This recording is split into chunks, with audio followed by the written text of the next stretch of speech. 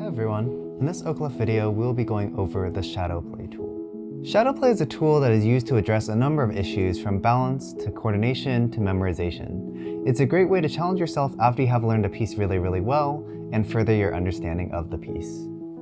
Shadowplay is essentially where one hand is playing the notes of the piano while the other hand is figuring out the fingering of the piece or simply touching the notes without actually playing the keys. I'll be demonstrating this with Bach's Minuet in G.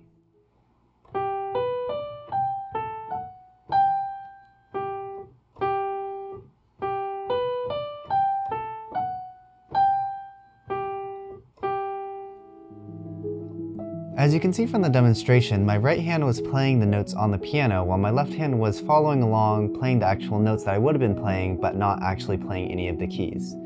Shadowplay is a great way to address a number of issues after you have learned the notes and the rhythms of a piece really well, as well as a great way to challenge your coordination and memory within a piece.